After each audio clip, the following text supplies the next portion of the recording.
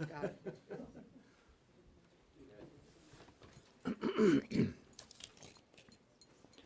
We're going to wait just about a minute. We got 7 or 8 other senators coming. I'm going to try to keep us all short so we can get to the questions and answers. But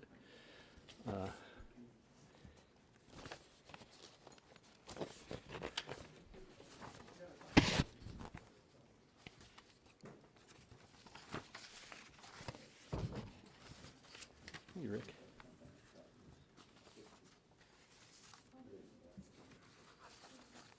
I'm not gonna give all these in my speech.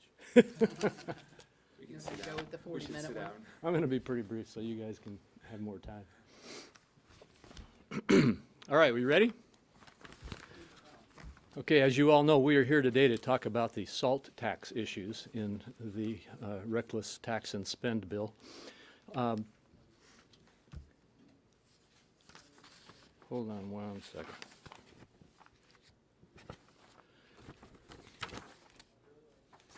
I got my papers out of order here, so I'm going to go back and get them right.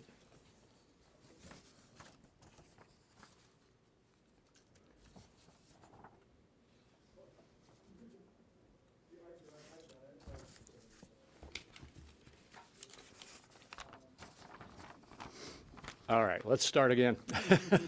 So as you know, we're here to talk about the SALT tax. The SALT deduction is a wealth transfer from low tax to high tax residents, particularly high income residents, and punishes residents of low tax states and their state's fiscal prudence.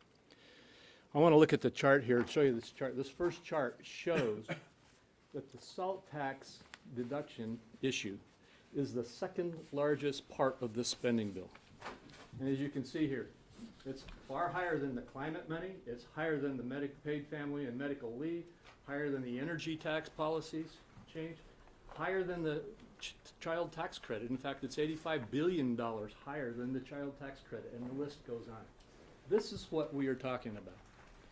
And I think it's critical that it is literally showing a transfer of wealth to the wealthiest in our country in the second largest part of this bill. A majority of this tax benefit will go to the wealthy taxpayers in the 10 largest states.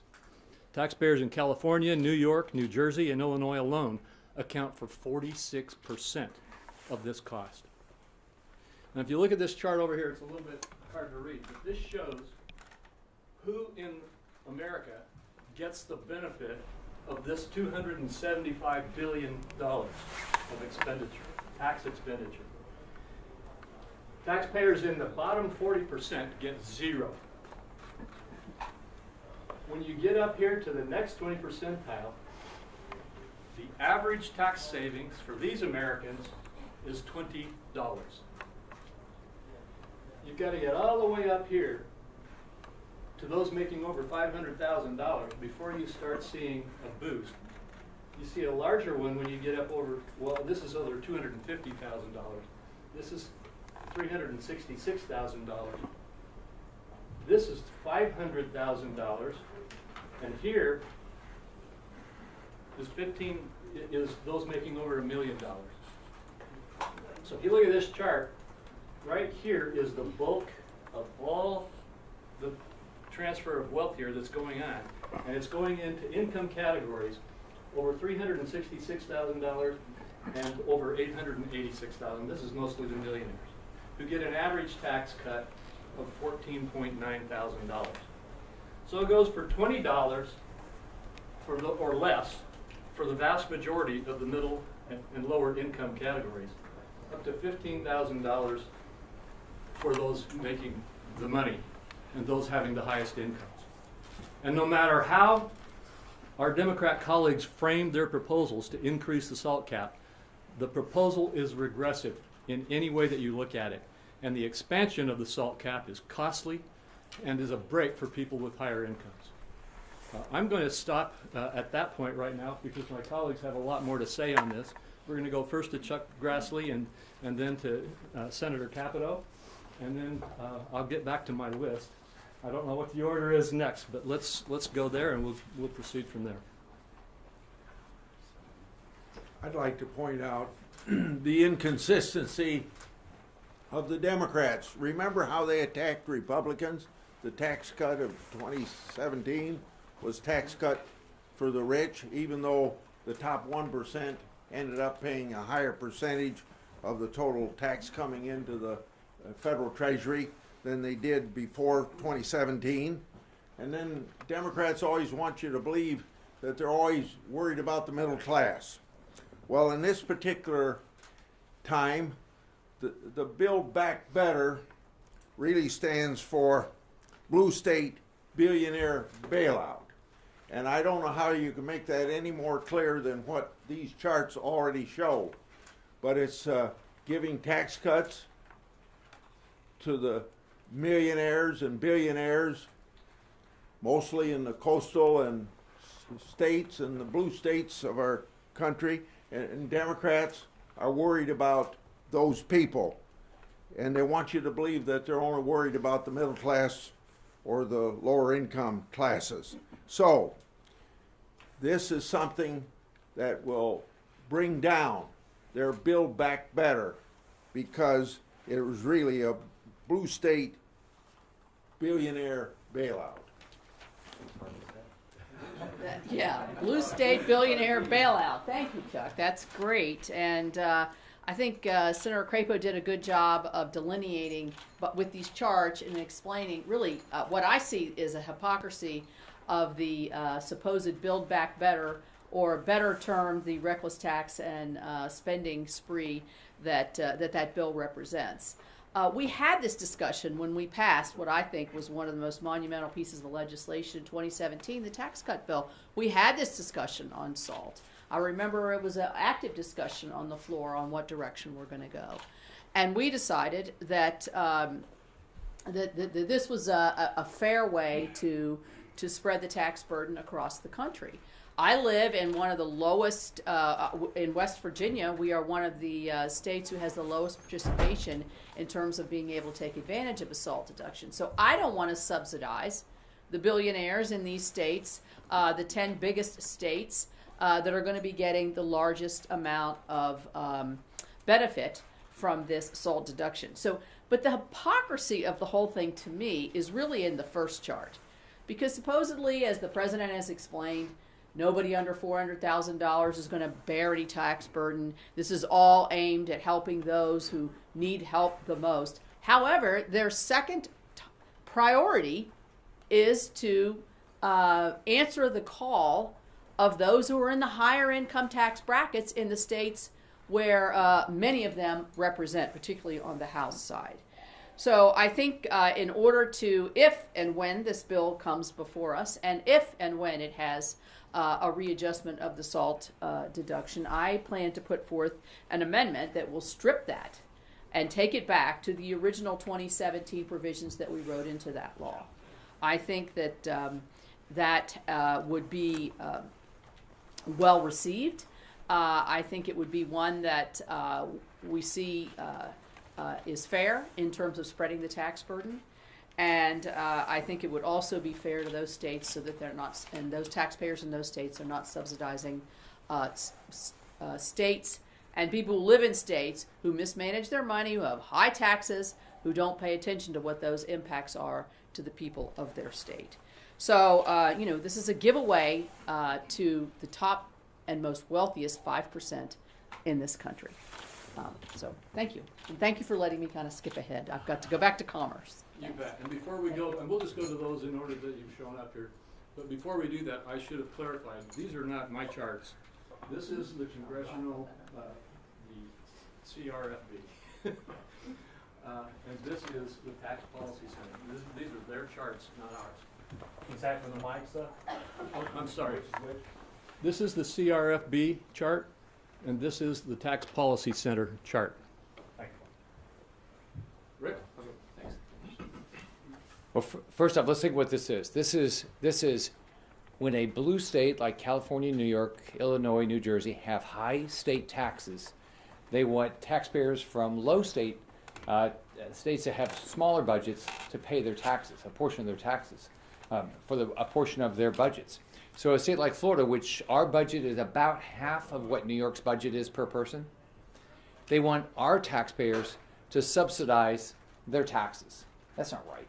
That doesn't make any sense. So step one is Florida taxpayers, Texas taxpayers, our states that have lower taxes, we shouldn't be subsidizing the budgets of New York, California, New York, New Jersey, all these ridiculous states. They can't live within their means. That's number one. Number two is what they're doing, what they're also, how they're paying for this is they're cutting Medicaid in states across the country. Oh, only red states. States like Texas and states like Florida, they're cutting our Medicaid program, which makes no sense. So you're going to cut the program for the poor and give tax breaks to the rich. That doesn't make any sense. Now, we got elections next year. How can anybody in a red state that's seeing that in this bill they're being asked to subsidize the rich in these blue states and have their Medicaid cut? How can they ever vote for this bill? Senator Cornyn. I think Senator Scott makes a good point. This is reverse Robin Hood. It's taken from the low-income Americans and giving money to the people who are the wealthiest and well off. I know we've all struggled with the BBB, or as Senator Grass said, I think he had 4 B's in his alliteration. But I think one of the ways you can look at this bill is build back broke. This doesn't cost zero, as President Biden had the temerity to suggest, and it doesn't cost $1.75 trillion. It's closer to $5 trillion in spending, and somebody's going to have to pick up the tab. And what the Democrats want to do, in a really a startling display of hypocrisy, is to get regular working families to subsidize the wealthiest Americans who live in these deep blue states and large urban areas across the country. My constituents, my 29 million constituents in Texas, are not interested in subsidizing bad governing decisions made in places like New York and San Francisco, and they shouldn't have to subsidize it. But I'll just point out that this is part of a trend as well. You see this, interestingly enough, when it has to do with the subsidies for electric vehicles. You can buy an $80,000 car, and the federal government, under the Democrats' proposal, will pay you back $12,500 potentially. The average American drives a car, 280 million roughly cars on the road, that's worth about $25,000. So you're going to ask people who can't afford to buy those expensive cars to subsidize rich people who can afford to buy them by taking money from low income or middle income families and transferring that to the rich. This is a stunning display of hypocrisy, and it deserves to be called out. I thank Senator Crapo for leading this effort. Senator Hoven. Thanks, Mike. So Democrats continue to push this tax and spending bill, and they're doing it at a time when inflation is high, and this bill is just going to increase inflation. You saw in the last month that inflation was over 6% on an annualized basis. I come from the Midwest. It's actually over 7% on an annualized basis. And so we know inflation is a tax on everybody. Inflation's a tax on everybody, on your food, on your fuel, on your housing, you name it. But it hits low-income people the hardest. So it's a tax on everybody, but it hits low-income people the hardest. Now Democrats want to double down on that, and by increasing taxes and increasing regulation, they're also running the risk of putting our economy in stagflation, something that we haven't seen since the late 70s and early 80s. And that really undermines the wages of working people. Now, on top of all that, on top of inflation on people who can least afford to pay it and making it worse and continuing to disrupt the supply chain with regulations and higher taxes, they've decided to give their wealthy friends in New York and California a big tax break. They're going to raise the SALT deduction, the deduction for local property taxes, from 10% to 80%. So they're going to give a big break to their friends in California and New York, the wealthiest people. Will they increase inflation? Will they make it more difficult for low-income people across this country? Makes no sense. Makes absolutely no sense. And people need to understand that. They need to understand that, and they need to call their senator, and they need to call their House member and say, stop that. We do not want that big tax and spend bill that will make things worse, particularly for low-income people. And we want to get back to the kind of policies that grow our economy, that solve the supply chain disruptions, and that create more opportunity. Senator Portman. Thank you. I think Senator Hoeven has said it well. You know, I don't think any of us expected to be able to support legislation that would be a huge new spending increase, $1.9 trillion back in March, and this one really is over $4 trillion because you have to assume that some of these popular programs will not be sunset, as they never are sunset here in the Congress. So it's unprecedented in terms of the spending, the largest bill ever. And then in terms of taxes, what a terrible time to raise taxes on the American economy and the American worker, American families. So I don't think we expected to support it, any of us, but I think we're really shocked by how bad it is. And particularly the fact that what they have done, I don't know if they meant to do this or not, was provide a huge tax cut for wealthy Americans. Let me give you a data point that is kind of shocking. 2/3 of millionaires, people making over $1 million a year, will get a tax cut under this legislation. 2/3 of people making over $1 million a year will get a tax cut, primarily because of the SALT cap being increased, but other reasons as well. Actually, the number is over 68%, so it's almost 70%. And if you make $30,000 a year, only 30% of people get a tax cut in the first year. After the first year, it's about 10% and goes down from there. So think about that. They're putting forward a bill that not only has this gargantuan new spending and all these tax increases, but the benefit of it goes to the higher end. And I don't think people think that's fair. And so I do hope that the American people look at this and understand that by putting more stimulus in the economy, of course, you're going to increase the demand side, therefore inflation. So that's a huge issue.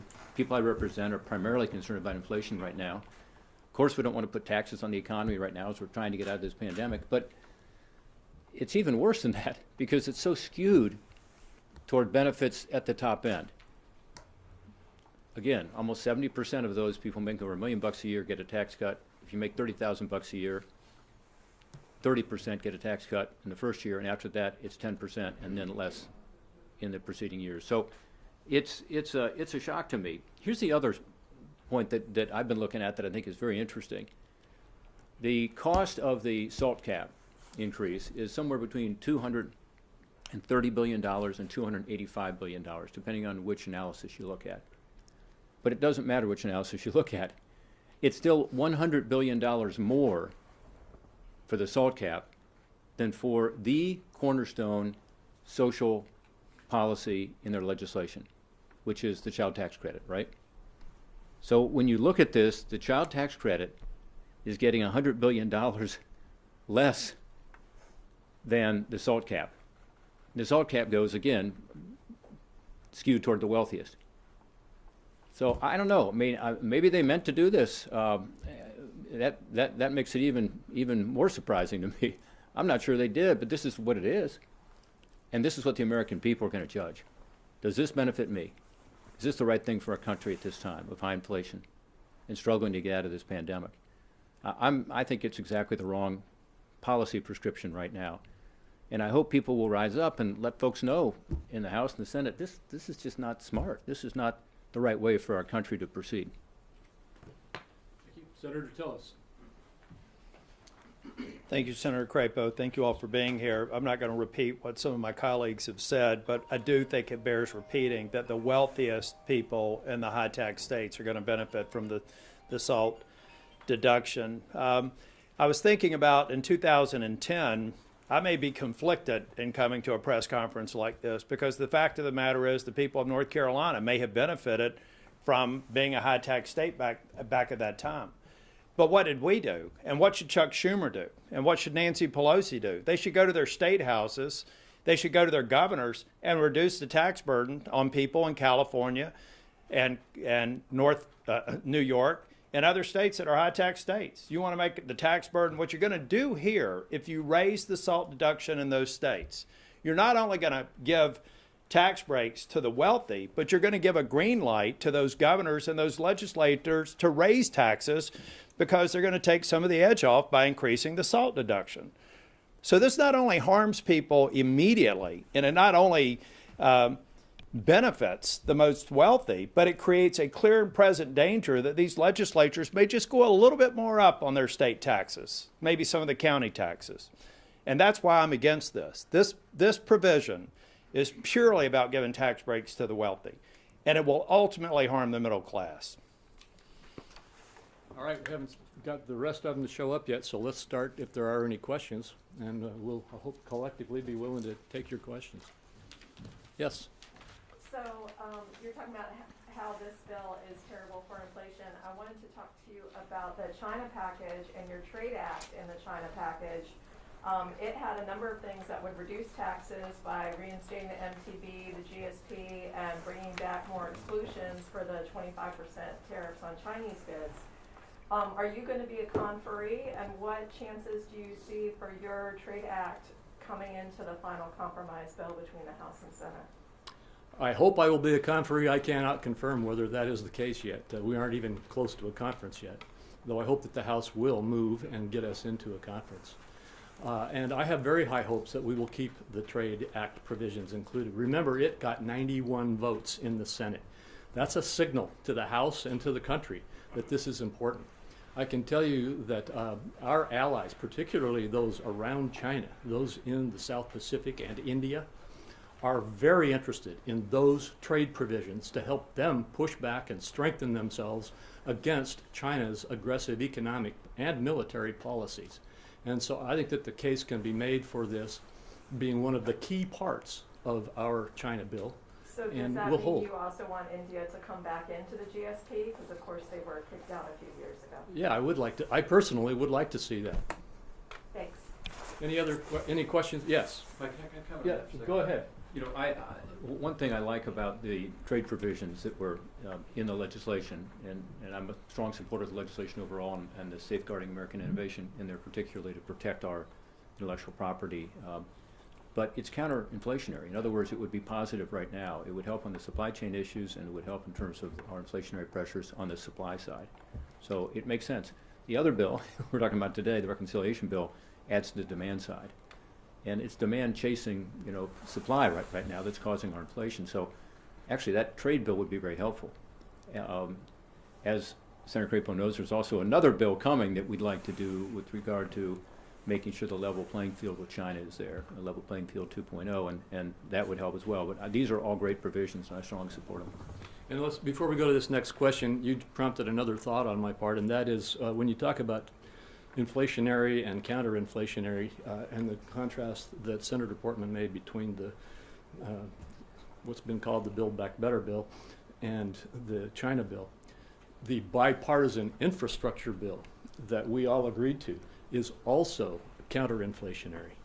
And so one of the big arguments we're having here on all of these pieces of legislation is let's do what builds and strengthens the supply side and protects our economy and grows it, rather than feeding the inflationary side. Yeah, and you had your limit. I guess two questions relating to SALT. First, do you think the fact that it seems like Democrats are having trouble finding consensus on what exactly they want to do on SALT is maybe a sign some of your attacks on us are effective? And then I guess the second question I have is how you think this issue might play out in the midterm elections. I'll take a quick shot at that, and I invite either of my colleagues to do the same. Yes, I do believe there is discord on their side about this for the very reasons we've been talking about. And that gives me hope that we will be able to have some success in getting this terrible provision out of the bill. I would, of course, like to see the entire bill stopped. And there are many parts of the bill that I think are harmful. But this is a poster child of exactly why these provisions on the SALT tax are absolutely counter to what the entire pitch for this bill has been. So, Yeah, I think the only thing I'd add to that, I think our trying to increase awareness is important, but I think my colleagues on the other side of the aisle are smart, and many of them will go back to their states and recognize that they gain no benefit from it, and a disproportionately few number of states will benefit from it. But I've got to repeat, you are sending a green light to legislatures who want to raise taxes to say, now we can a little bit. We'll let them preserve some of that benefit that the rich people are going to get. But we can raise taxes a little bit, which is going to disproportionately hurt the people that are struggling paycheck to paycheck. So I think they're looking at the mechanics, they're looking at the specific application to their states and saying, there's not really a lot there for us here. In fact, it may bring some of them, take some of them backwards. Well, no, look, I don't think our critiques are causing the consternation among the Democrats. Maybe we should take more credit, but I think it's the facts. And the facts are pretty plain, which is that when you raise the cap, you are skewing this toward the wealthiest Americans. Again, 2/3 of people making over $1 million a year, almost 70%, are getting a tax cut. And if you make $30,000 a year, good luck, you know, only 30% of people are getting one, and that's just the first year. After that, it goes to about 10-point-something% and then down to single digits. And then go way down. Yeah, so I think it's the facts, and facts are stubborn things, and I think that's why you see some Democrats, including a couple prominent Democrats who I've talked to, say, you know, why are we doing this salt cap increase? Go here and then over here, yes. So I know that we're here talking about SALT, but also the larger economic picture, and of course Friday is the deadline for the government shutdown. There are some in the Republican Party, both on the House side and the Senate, who think that shutting the government down over vaccine mandate and enforcement funding is the right way to go about this right now. Do you guys think that that's the right move? I'm not going to comment on that because I understand the concerns, but there are concerns on both sides, and I'm not going to push either side's agenda right now. So, do you have a comment on that? I don't know what the state of play is, so I'm not going to comment. But should the government be shut down? The government should not be shut down, in my opinion, and it's my hope that we can avoid that. Yes. Senator, what's wrong with changing the cap so that it's phased out for people with higher incomes? That it's phased out for people with higher incomes? Right, so they don't get a deduction. So if you look at the chart over here, when you say higher incomes, you'd have to phase it out. It's already phased out for like everybody who makes less than $175,000 a year. And so the question is, phasing it out here, that's what we're talking about, is getting rid of this expansion of it for the very, very top income categories. I think you might be referencing some of the discussion that is reported in the media between Senator Sanders and Senator Menendez. Those are simply, as I see it, those are simply what I call gimmicks to try to make this look better or look different in terms of the rhetoric. But you can't make this better with rhetoric. I want to go over some of the statistics that Senator Portman has just referenced. Less than 1/3 of those earning between $20,000 and $100,000 will receive a significant tax cut of any kind under this bill. More than 2/3 of those earning $1 million or more, and nearly 90% of those earning between $500,000 and $1 million will receive a significant tax cut. And as Senator Portman has already pointed out, in 2023, 1 year after we've gotten into the bill, almost all of the lower and middle income class tax relief is gone, and it phases down rapidly from what's not gone at that point.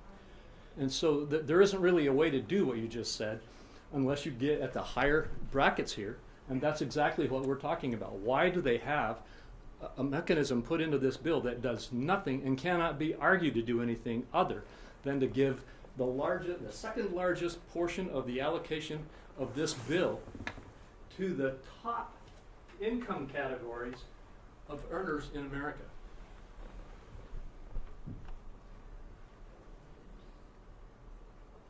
Any other questions?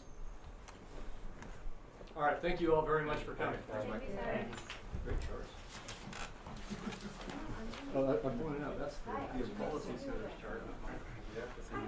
Oh, really? That's interesting. You see, there's a really little line here. Oh, hi. Good to see you.